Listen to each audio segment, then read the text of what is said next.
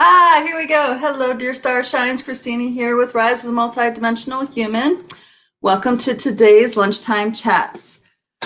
For those of you who are new to the conversation, my name is Christina. I'm an acceleration expert, and I talk about issues and topics that are important to us star seeds, way showers, healers that are on that path of multidimensional sovereignty. So all this entire hour, what we do is activate multidimensional perceptions and talk about those topics and issues that are important to us at a whole nother level from a liberated perspective. So I think we can all agree right now that the world is in turmoil. The collective has literally gone insane and humanity is at a critical, is feeling, well, it's at a precipice of something, right? We all feel it. We're working towards something. What it is, we only have consensus to put our finger on. I'll pause for a little bit and say hi to all the lovely star shines that are joining our conversation today. Oh my gosh, let me see if this is going to work this time. I know last time the comments were not working. Oh, yay, yay, yay. There we go. Keith, hi, how you doing? How you doing, Laura? Hello, hello, hello, darling. Hello, Tony and Hodai. Welcome, welcome, welcome. Okay, so it looks like the comments that I'm seeing are on primarily YouTube. Oh, wait a minute, Tony, I think you're on Facebook. Okay, cool. Well, I'm happy that Facebook we made a breakthrough with that because Facebook was not happening a couple weeks ago. All right. So for those of you who are on Facebook, there's a link in here somewhere that you have to click. I can see your comments, but I won't see who you are unless you click on that link that gives Streamyard permission to see your name. So if I don't know your name, that's why that little piece has to be handled inside the group on the graphic that was announcing this broadcast. We'll have that link in there. Hello, hello, darling Jillian. Hello. All right, good to see you guys. So there's a few things I really would like to talk about. Number one, dear Sister Starshine that posted the Kavaslis video in the Rise group. This is in Facebook. Thank you for that. That was a really great video. I didn't realize that he did that interview with that gentleman.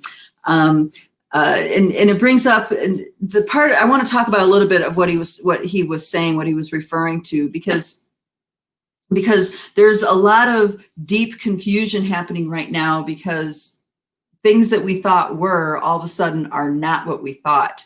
And it's one thing if that's something about how we think reality is as far as our personality or who we think we are, like we never knew we had something in us or something like this, like we achieved something and we surprise ourselves, like that kind of thing. There's that level, but it gets really, really shaky and scary when those kinds of realities on a spiritual level get revealed as discovering something new and something that you always held near and dear and treasured is not true. Okay, so when humans start going into those levels, this is really shaky ground. This is new, quite literally new territory for our consciousness, because we always had this perception. When I say we, I'm talking about the collective mythos of the planet, is that we were created by something. We were created by somebody. We were created by an all that is creator, and when we start having experiences or getting intuitive data sets that challenge that narrative, it is quite literally terrifying, because all of these constructs that you've once used to open yourself, to free yourself, to become more tuned into who you are, you know what I mean? You're on this path of freedom and achieving healing or whatever it is your intention is for being on that path. All of a sudden, all that stuff falls away and there's a major crisis that we find ourselves in. Not unlike the fall of the guru consciousness. Many generations experience the fallen guru, where people spiritually dedicate their lives, become initiates or enunciates, or start living a monastic lifestyle in a particular spiritual tradition, just to find out that the guru was doing something that was not becoming. Like most popular, usually what happens, they find out they're having sex with their disciples, or maybe they were embezzling money, or something like this. Now, or you also have the gurus like Osho, dear brother Osho, who was way ahead of his time. He just ended up getting arrested and imprisoned and until he died, you know. So, so there's a lot of fallen guru consciousness that's in the collective for us, and the kinds of things that are getting activated for us right now on a cosmic, universal level, down to the galactic, stellar, planetary level, those things are unraveling, and it's causing a major crisis of faith deep within us being the ones who are aware of those levels. So, so I want to talk about that. And I also want to talk about the importance of integration right now. This is a huge, huge piece for us. I mean, I talk about integration a lot on this chat, but especially right now, it is massive, especially when you're navigating timelines, when you're aware of actually jumping and navigating through different timelines. This is very important, this integration that I want to talk about. And then lastly, I want to talk about how to stay in your body when the energy is so crazy, it's pushing you out of your body, okay? This is something that a lot of people are dealing with as well. So I'm happy to be able to talk about it. All right. All right. Hello, darlings. Hello. Dear brothers, sisters with the Facebook users. I can't see names, unfortunately. Let me pause before I get into the activation and see if I can if I'm able to share this link in such a way where I'll be able to, oh no, so it's not gonna let me do it on Facebook. To share this link so I can see your guys' names.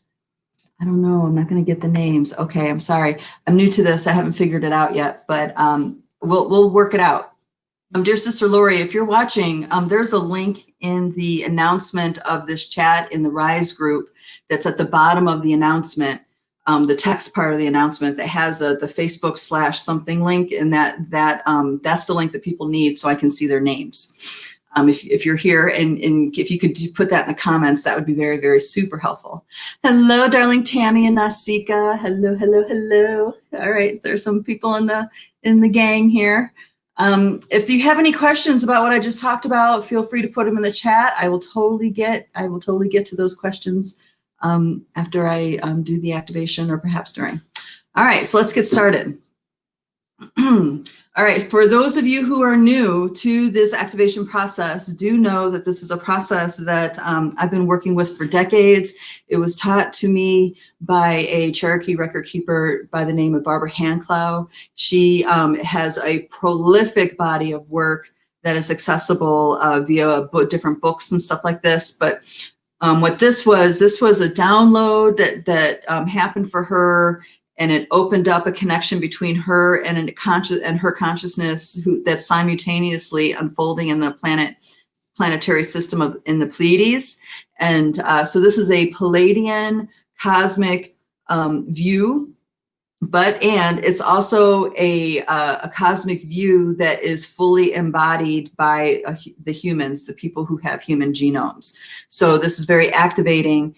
And if you need to rest or something, you might feel really tired or supercharged after we do this. So I'm just gonna make sure you drink lots of water and take care of yourself, and don't disregard even the subtlest things that go on in your body while we activate this. So we got together for, she gathered groups from around this country for decades working out this model, fleshing it out and getting more and more information. And she eventually, from the work that she was doing with us in these groups across the country, she was able to finally write The Alchemy of the Nine Dimensions, where she had a much better handle on each one of these lenses and the science behind them.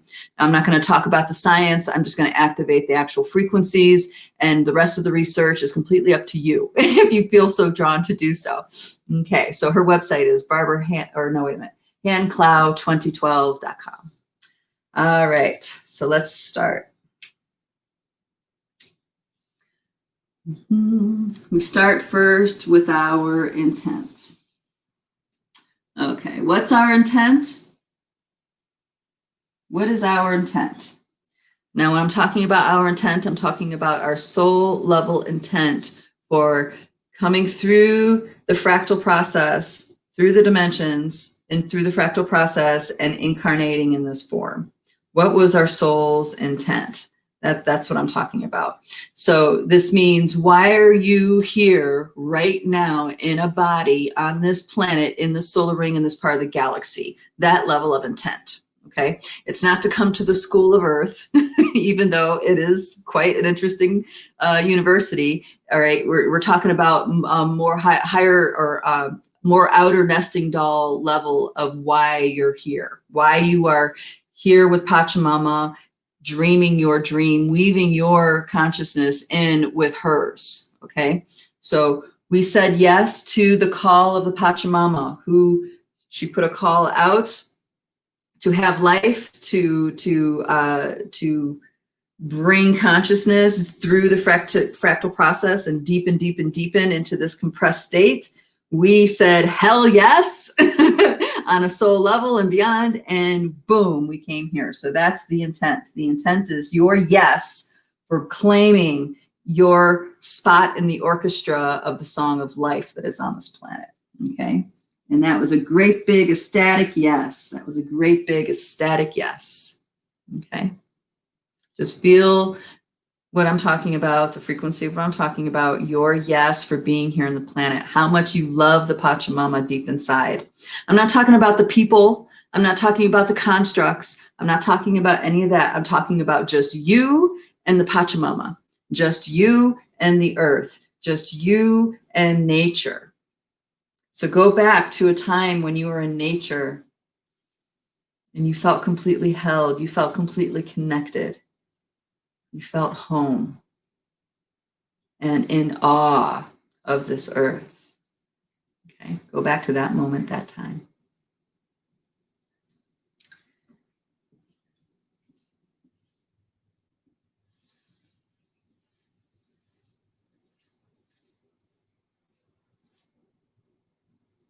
Two, 4, 6, 8. Okay. That baseline yes is the first dimension of consciousness that you need to be aware of to occupy a biosuit. Okay. In this connection with the Pachamama, there's just the ecstatic yes of the call and your answer, your response. Yeah, so this yes gets bigger, bigger, bigger. You'll feel it in the pubic area, in the perineum area. If you're really with the feeling of the yes, the ecstatic of the yes, it will pull you down, down, down the body. And this is where the lens of this, the doorway to this frequency lives. It's in the lower part of the body, the perineum area. You can actually breathe, tune into the rhythms of the body, and open the doorway to the frequency. This is what I call the songs of the mother. This is the great orchestra, the love songs of the Pachamama, the frequencies of the intent of her call, washing, coming through your body as a frequency. Okay. Yes, when this opens, you feel happy, you feel love. It's like whew, you're instantly in the joy bliss frequency, in the body, in the joy bliss frequency. That's the baseline of your existence here on the earth. There's no such thing as sinner. There's no such thing as male, female. There's no such thing of anything other than the love that is within these songs and your own movement that is in relationship to the songs of the mother, to the great orchestra of life. And when you feel yourself in that state, notice how harmonically placed you are. And notice how you belong here. You belong in this orchestra. You belong in this place of unfettered musical movement. Unfettered movement. And then from that lens, from that yes, I will play my instrument within your orchestra, we come up to the next lens of being in a biosuit, which is the telluric. The next lens of being in the biosuit from that frequency, from the songs of the mother, is the telluric realm. This is engaged with the nature of the elements of life, the base elements of life. In order to create anything within a reality, you must use its nature. You must create alongside something that is in complement of the nature of the beings that you're working with. So if you are creating with elements of fire, right, everything that you're doing needs to be in honor and in harmony with the nature of fire. Same thing with earth or any of those organizing forces, any of the major organizing forces. You must be to use it to what your intent is. You must bring them in harmony. And this is what people discover when they're on their healing journey. You can talk to yourselves. You can bring harmony consciously to areas of your body that's sick, that's in pain. Okay, this is a self-healing practice that many beings have taught over the millennia. So you, in a biosuit, have a robust knowledge and expertise to operating this biosuit. So your soul, yes, your reason for being here, that intent to want to be here on this planet, is imbuing this telluric realm that is a master of. It knows the language of atoms and molecules. It knows the language of cellular exchange. It knows the language of the threshold, what's in the threshold between energetic into physical. Your spirit is a master of this kind of engagement. Your spirit is. Not the who you think you are, but your spirit, okay? So the language of the telluric realm is, of course, knowing your body, feeling what's happening inside of your body and giving everything it needs like that. Perhaps, breathe, using pranayams to change the chemistry of your body, or, there's all kinds of things that we could do to engage the state of our being. But also know that this engagement with our physical body is a perfect preparation for us engaging the natural world that's around us, the telluric realm that's below us, all the realms within realms within realms that are underneath the crust of the earth. We can visit and interact with all of those realms, okay? Because we have the language of the biosuit handled. Okay, on a spirit level. So on a spirit level, you can engage with life forms, states of being that is in the telluric realm of this earth. So there's the underworlds, there's the whole idea of Agartha, there's the crystal cities, there's the ant occupant, areas, there's the beetle areas, there's there's portals within portals within portals. So there's even stargates in the center, in the in the telluric realm. So all these things are happening within this telluric space. So just because this is dense, super dense, it doesn't make it bad or negative at all. Okay, it means that there is so much knowledge and information woven in here. It's woven in so thickly that it's together close in this level of density. That's what this density means. It does not mean heavy, slow, hard, or anything like that. All right, so our telluric realm within our bodies, and then the earth, and then we have nature devas and stuff like this that help us make contact and have a relationship with different beings in the telluric realm, as well as other forces of nature. And then we have our 3D, which we know our 3D very well, don't we? Okay, 3D, the rules of 3D are created in the consciousness of man, but those rules aren't actually true. They're only true because there's a collection of people that believe it and live it and accept it as being true. That's why our reality works the way it does. So this 3D reality is what happens when this biosuit, this DNA gets imbued with the infinite light of your soul, of your spirit, okay? That actual state of being is what creates this whole external experience. Then we have our 4D, which is our collective. It's the collective world, collective conscious. It's thoughts and emotions. It's structures. It's all sorts of things. There's lots of sorcery and black magic that happens here in the 4D field that blinds humanity. Anything that gets you super riled up and polarized, you absolutely is true. Like what you believe in about this or that or the other thing is absolutely true no matter what. And you're going to push up against anybody who says otherwise. That's being trapped in the 4D field. Okay. Humanity has lots of enticing engagements with the 4D field, as we can see, and really it's just a loop. It just drains your energy, it pulls your energy out, and it just keeps humans in a loop, in a loop, in a loop.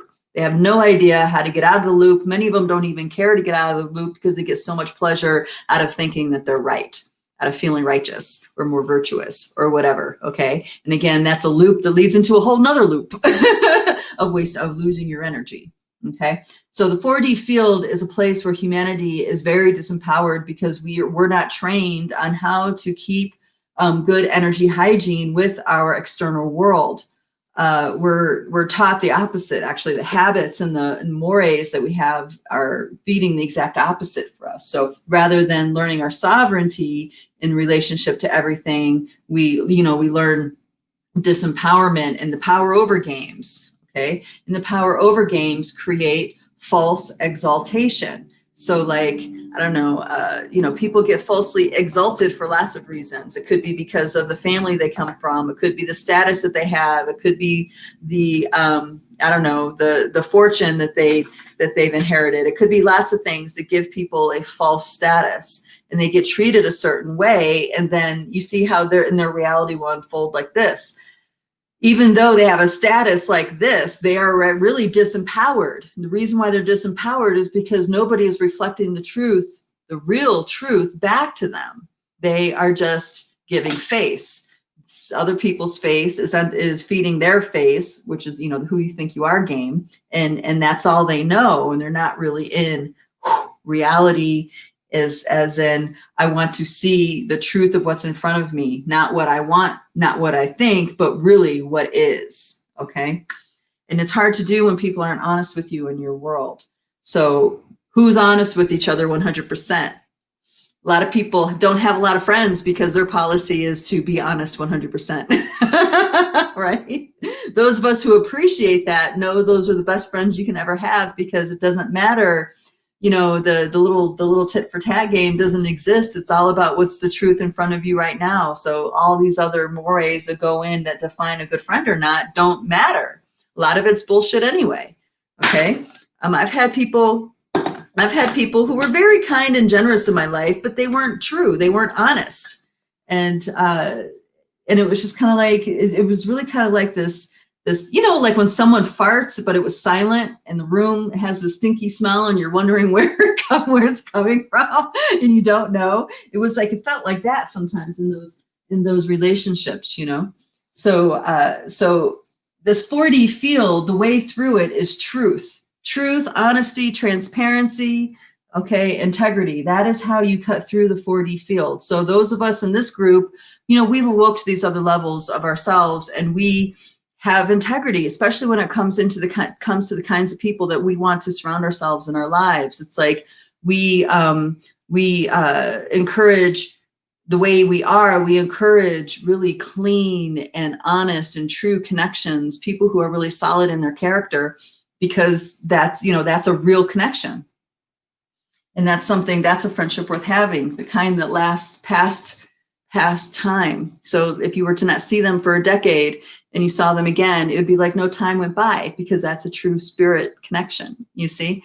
And it takes a certain level of, a certain kind of people that want that, right? A lot of people just want their face validated. They want to feel important. They want to feel safe. They want to feel like they have something to offer. They want to, you know what I mean? They have all these wants, and all these wants only can be satiated by other people validating them.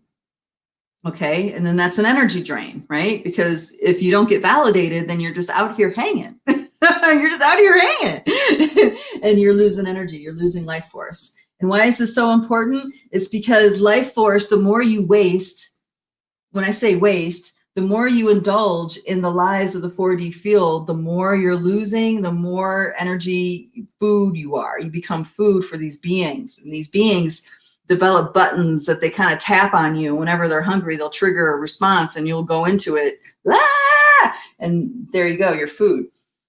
All right, so I'll come back to the 4D field. 5D, this is seeing through the eyes of the heart. This is the Akasha. This is the perception of the soul's journey. Okay, the perception of being a being, an infinite being journeying through the galaxy. That's the Akasha, okay? And then we have 6D, our blueprint. Our blueprint is the light body map of our consciousness, the light body unfoldment of our consciousness through the Milky Way galaxy. So it's our unfoldment through fragmentation, through fractality. So how we're going to separate from ourselves and go into these other timelines, other existences in a soul's journey, all of that is mapped out in our blueprint.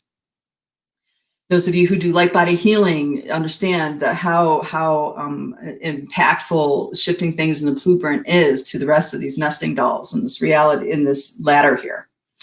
So the precursor to the blueprint is the tone of who you are, your frequency, your soul song. The soul song, the tone, the hum, the love song, however you want to call that. That tone song is what created this light body. And this light body is the map for all those soul journeys. And the soul journeys bring you into having all of these connections with the stories and myths and tales of the 4D, but also these pools, oceans of thoughts and emotions and belief systems and other kinds of constructs. So on planet Earth, what has happened, consciousness has been manipulated in such a way where the 4D, 5D constructs are limiting consciousness in the human body. Now, it's limiting until it's not. Okay, just know that.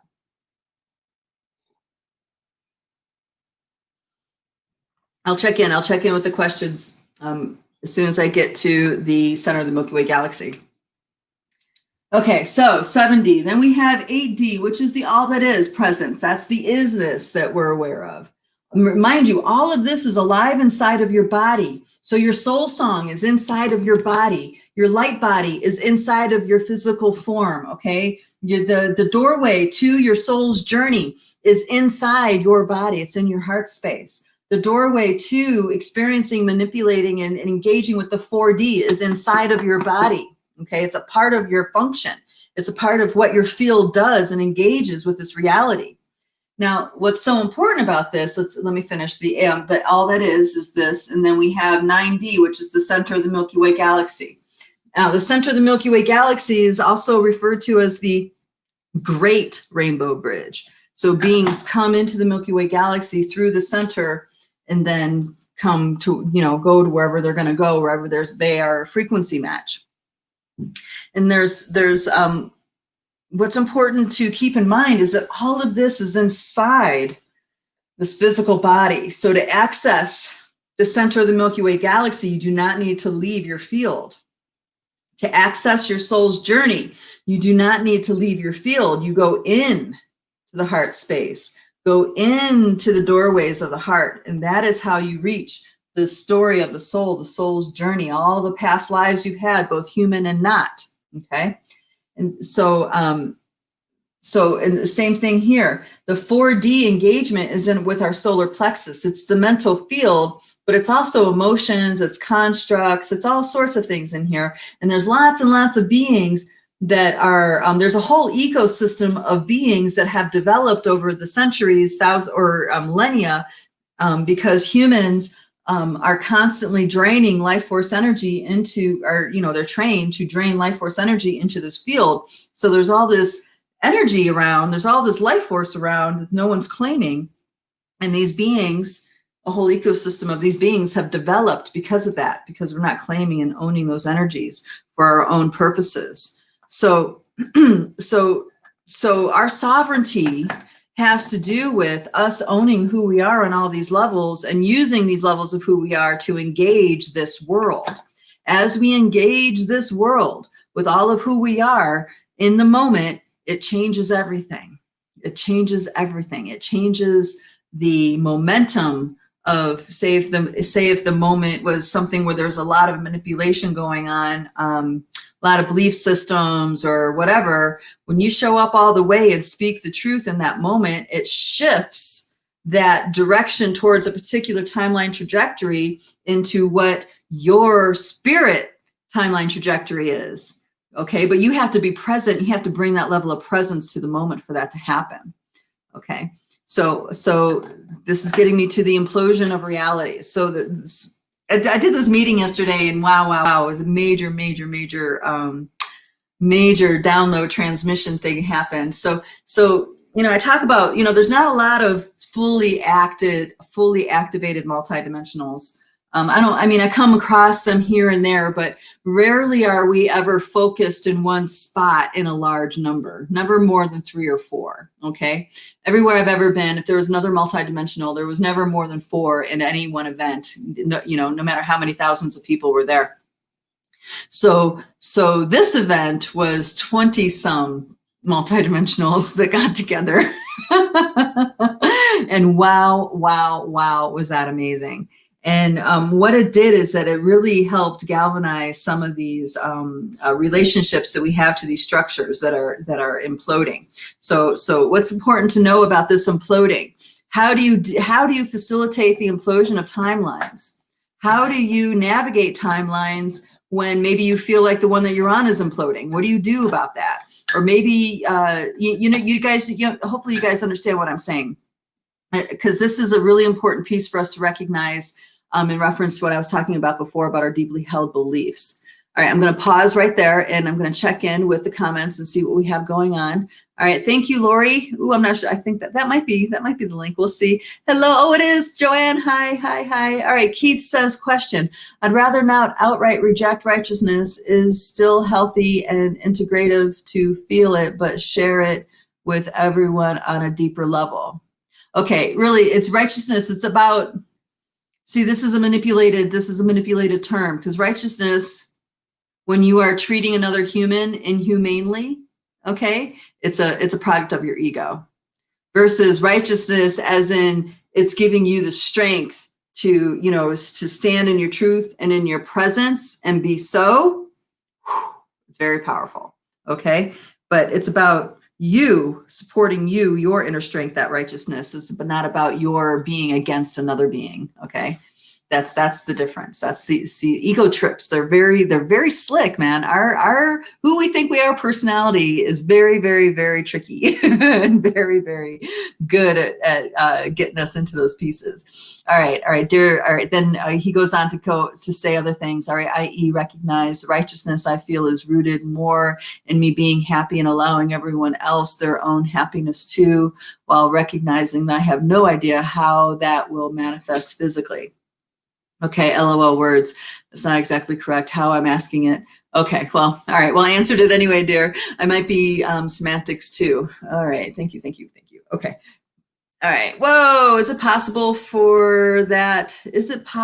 that the process of reclaiming my sovereignty in aspects of being that I begin to reintegrate a part of myself that was an energy consumer in the 4D? Yes. Got it. You got it. Yes. So here, integration. Right. So reality is a fractal. And so we just keep getting smaller. Here, let me move this over so I can get this other part here. So we have nesting dolls of reality.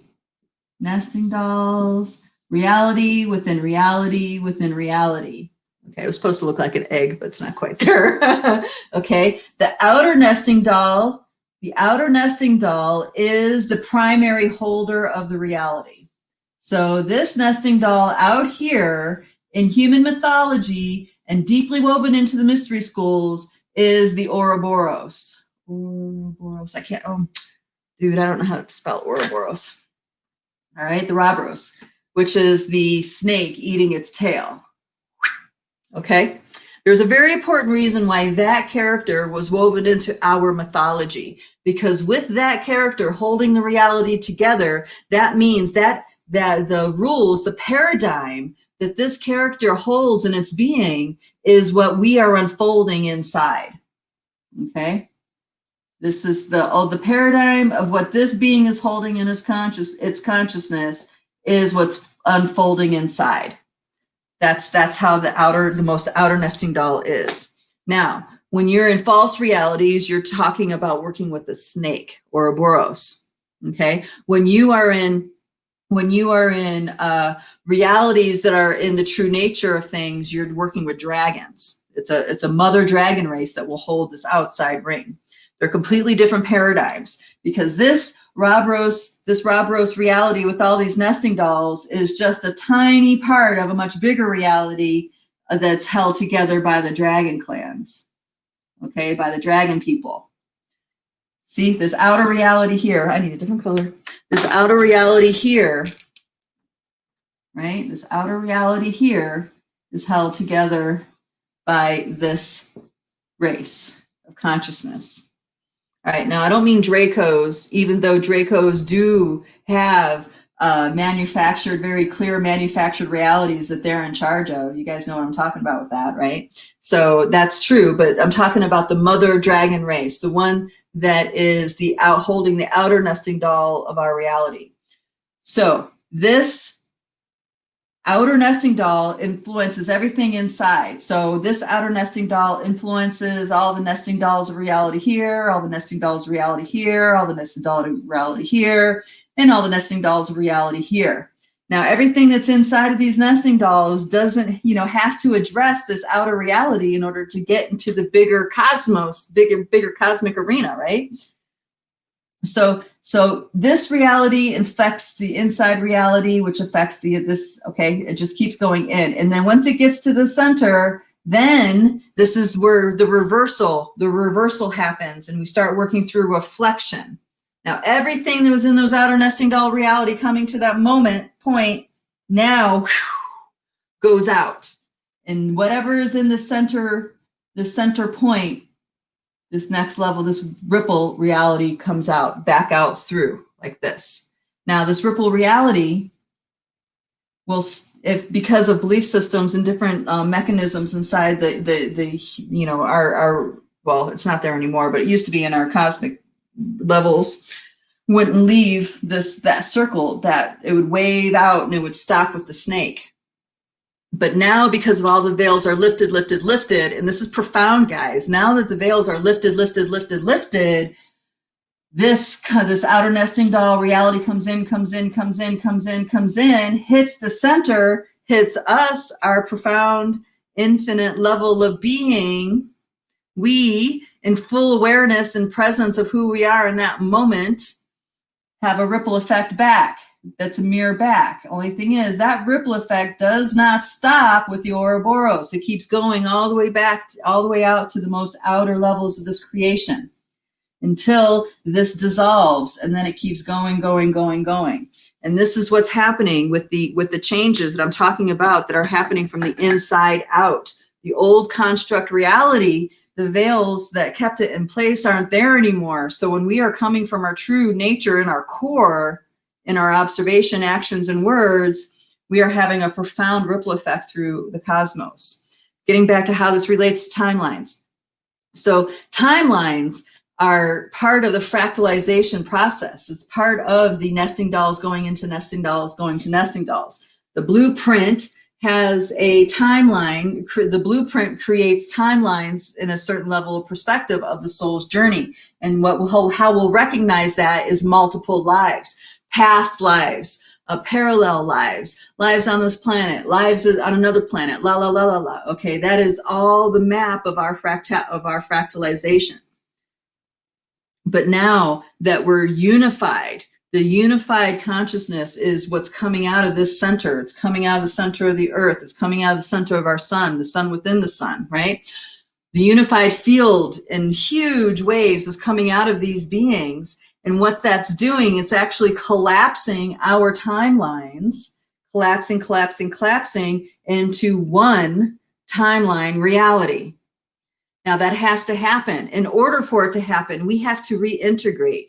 We have to reintegrate with all those fractal parts of ourselves that thought we were separate. So all those trauma dramas that you played out in the Lyran system, all the trauma dramas you played out in the Draco systems, all the trauma dramas in the Pleiades, all the trauma dramas, right, of the different star family that's really our true heritage family, right? We have to reintegrate all that. how do we reintegrate all that, right? And you guys know my go-to thing for helping reintegrate all that is the forgiveness practice and soul retrieval.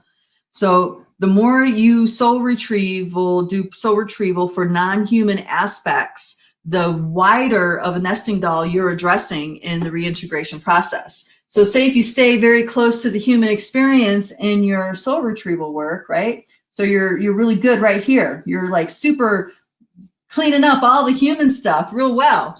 Only thing is, there's all these other nesting dolls too that need to get reintegrated. And the soul retrieval work that gets you into these levels is when you're starting to do soul retrieval work on the Draco levels, or is doing soul work on the Orion levels, okay? Or doing soul retrieval work way out here in the insectoid levels. So you bring stuff back, you bring levels of consciousness back from those levels of who you are and integrate it into the here and now. And now you are working with these much larger nesting dolls of reality. And it's also more effective because it's on the most outer nesting doll. So once the snake is gone, boom, you're no longer confined by the Milky Way galaxy. You're no longer confined to the galactic mind. You're no longer confined to the stellar networks. You now go cosmic. And then you can have engagements and influence on the cosmic level of this game that's happening, right? So these timelines collapsing, you are doing your part, the more integration work that you're doing. And one of the things that I didn't watch that whole video, but one of the things he said I really loved, and this is one of the reasons why I love George, is because I knew the truth of what he was saying, was that you have entire galaxies that are coming in and manifesting as star systems in the Milky Way. That is how condensed the consciousness is in our particular reality, this Milky Way galaxy reality. That is why when many people have a connection with a particular star system, it ends up deeply connecting with another galaxy somewhere. An example I have that's happened to me often is working with Arcturians. I'll be working with Arcturian frequencies, and all of a sudden Andromeda is there. All these beings from Andromeda are present, okay? It's because Arcturus is the entire Andromeda galaxy condensed into one star system. And that is how the nature of our reality is. That's why you can have the entire cosmos exist in your biosuit. That's why you can travel with your consciousness to the Pleiades by simply, going down and to the right with your consciousness within your body. Okay. So the realities of what is told to us is not the truth. The reality is much more malleable and expansive than most humans have ever been taught in a religious practice or in the mystery schools. Well, some mystery schools, right? So we, as multidimensionals, are getting challenged with that right now because of the intensities of what's happening in the collective. We get to be present with what's happening in the collective and present with the rest of who we are. And in those moments, when those levels, those awarenesses meet, things are unraveling, things are unwriting, things are undoing very, very, very quickly. Okay. When I say things, I'm talking about energetics, constructs that are actually creating those moments. So every moment that you have is created by all these levels of constructs. Boom, boom, boom, boom. And then you have then the stage is for your experience. The stage is in front of you for you to have your experience, complete with actors and all, right? And who are the actors that are in the stage? All the ones that have agreed to play the role back here in the soul's journey, right? So that includes the people in your life, that includes the spirit guides, that includes the trees, that includes, all of nature, the mountains, the oceans. Okay, everything had an agreement with you to play a certain role for you when you're in your 3D experience. So everything is working together in concert. All right, I'm going to pause real quick and check in with dear sister Joanne. Joanne says the forgiveness practice I would imagine, is for all practical purposes the same as the Ho'oponopono. I'm going to say that wrong. Healing oneself that allows for the same stuff to be forgiven in those with whom we work and play. Yeah, so I'm a little bit familiar with that Hawaiian philosophy. I think it's it's probably similar. The thing about the forgiveness practice, it's about cleaning up your energy so you don't have any grips or 4D grips or hangups. So most humans are involved with the power over dynamics, and the power over dynamics utilizes, or a major structure of the power over dynamics is what I call the disempowerment triangle. So you're either the hero, the victim,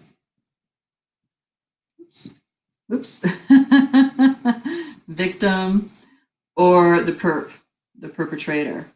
So if you're going into any one of these roles, you're going into the disempowerment dynamic. You're losing energy. You're being you're going into, you're setting this, the stage is set for you to go into being blamed or to be at fault or to be a perpetrator or whatever.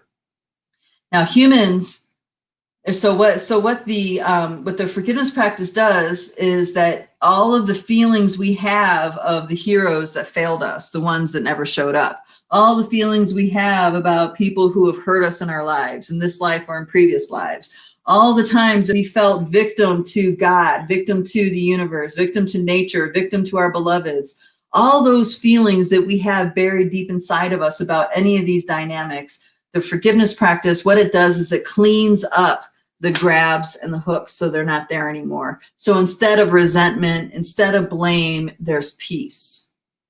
There's light, there's beauty, there's understanding.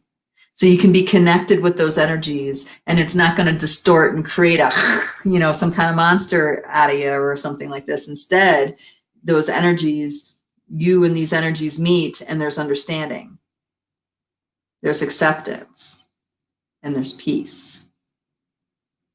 So that's what the forgiveness practice in my mind does, in my awareness does. It frees us from the disempowerment pieces that linger deep in our subconscious and deep in our emotional field, Hopefully that was helpful, darling. All right. Okay. Ooh, time is just flying by. I swear I just got started and it's 12:54 already. Oh my gosh. Okay, so I did the timelines. Oh yeah, what to do when you get major downloads. Okay, here's the deal. The game is on, guys. For multidimensionals, the game is on. This implosion of realities that I'm talking about, this is a really big deal. So these implosion of realities, it's not just the Ouroboros, not just the serpent or, holding the realities together. It's the dragon clans, the dragon people, the nesting dolls of dragons that are holding realities together. They're all waking up. They're all taking the great inhalation, and all of this fractality is unwinding. It's undoing, right? So this is really huge. And for multidimensionals, this is super, super intense. Okay. I mean, I think it's intense for all humans, but for us, because we have more awareness while we're surfing through these changes, it's really intense for us too. So what we need to do is, number one, recognize when you are out of your body or when a transmission is happening, when some sort of your body is making this big shift, dealing with some kind of energy. Notice when it's happening. The kinds of things that we have when it's happening is that some kind of chronic condition that you have might get flared up. You might not be able to sleep. You might not be able to eat, or you might be eating too much. You might be smoking too much pot and drinking too much. You might be tripping. You might be super agitated, and not know how to align from the stress. Okay, you'll be in loops about things. All this stuff are indications of you not being in your body, and you're not in your body because it's adjusting to these new frequencies. Okay, quite literally, our bodies are opening up to all these levels of who we are and beyond.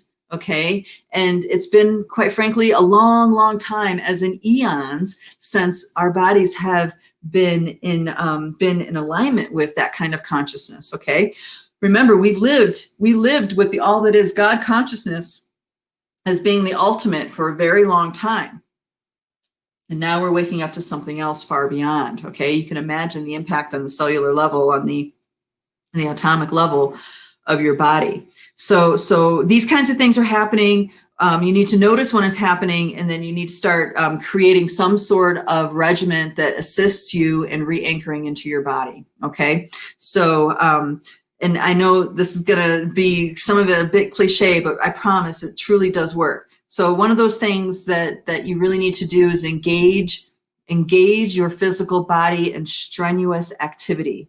I mean, if you're out of shape, it's perfect. You only need to do 3 or 5 minutes worth of something really strenuous to get your body pumping. Okay, but if you're fitter than that, then it's going to take bigger effort than that. A dear Starshine shared with me. She had a very significant activation happen with tribe of Sasquatch, and for her, a really long, hard bike ride helped bring her back into her body more. Okay, but we need to do this as anytime we notice that we're getting pushed out of our systems or our systems stressed out.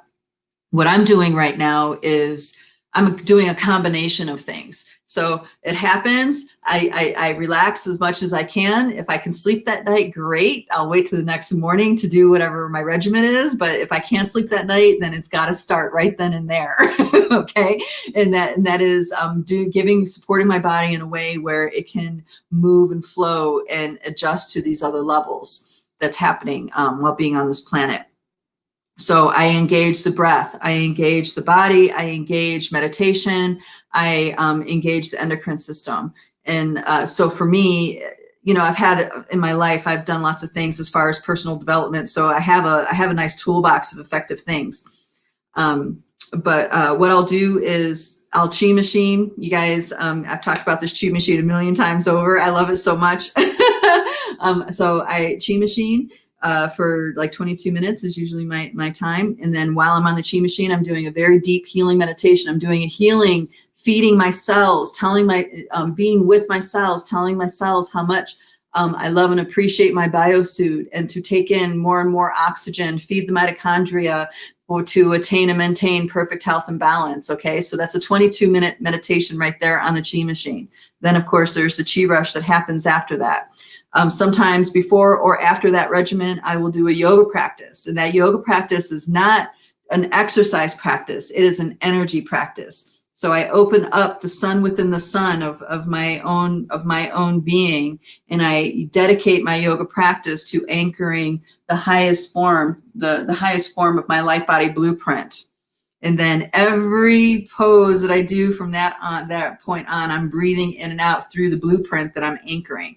Okay, so that turns into a meditation as well. So I'm breathing in the blueprint that I'm anchoring while I'm doing this particular yoga practice, which gets really rigorous.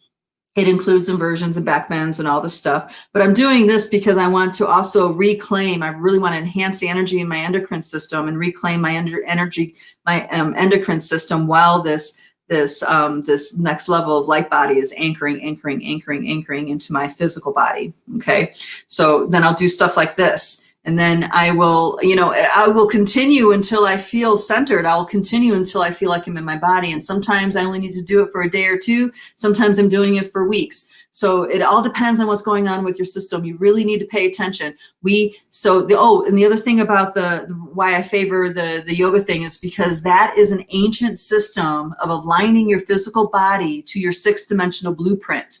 Okay, that's why alignment is so important in yoga when it's done, when you've been taught about the esoteric alignments. You are realigning your physical body with the blueprints, and that is so cathartic. It really clears a lot of energy, stagnant energy out of the body. So that's another piece into that. So right now it's trial by fire. We have no choice but to integrate and take care of our physical bodies in the way that we need to in order to stay in our body during these times. And I've said this a few times, and I'm not a doomsday person. You guys that have been listening to me know that, for a long time, know that I'm not a doomsday person.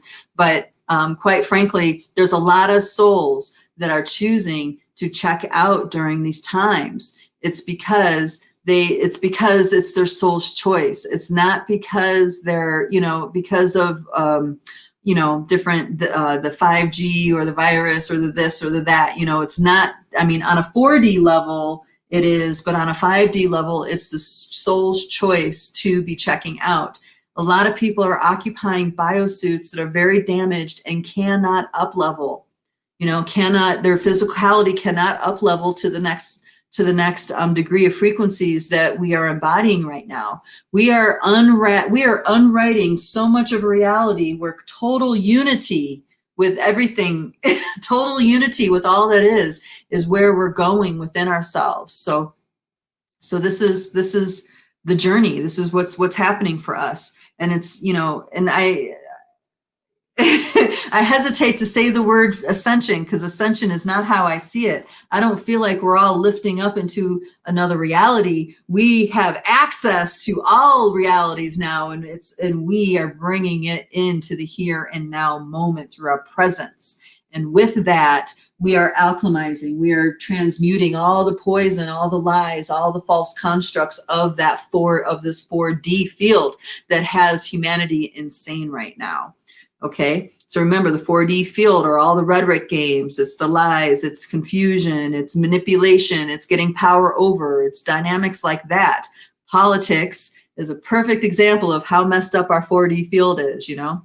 It's like, I don't know why people listen to the debates and why people even listen to campaign promises, because no campaign promises ever really come true.